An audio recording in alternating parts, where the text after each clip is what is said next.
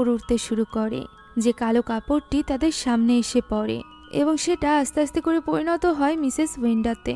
সেখানে ওই 3টা বাচ্চাদের আত্মাও চলে আসে, যারা কিনা মিসেস ওয়েন্ডার কাছে যায়। মিসেস ওয়েন্ডা এখানে নিজের পরিচয় বলে যে সে মিসেস উই। রেহমান তাকে সারিকে ফিরিয়ে দিতে বলে। তখন মিসেস ওয়েন্ডা তার কাছে সারিকে নিয়ে আসে এবং প্রশ্ন করে যে সে তার মায়ের কাছে ফিরে যেতে চায় কিনা।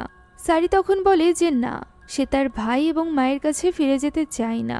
মিসেস ওয়েন্ডা অনেক ভালো, সেই তাকে ভালোবাসে। সে তার কথা শুনে তার সাথে খেলাধুলা করে, তার রূপে সে একজন নতুন মা পেয়েছে। এই সকল কথাই সারি বারবার বলতে থাকে।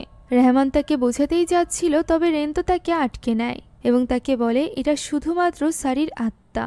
সারির বডিকে আগে তাদের খুঁজে বের করতে হবে, তা না হলে তার আত্মাকে বুঝিয়ে কোনো লাভ হবে না। ফলে রেহমান চুপ হয়ে যায়। সারির আত্মাও সেখান থেকে চলে যায়।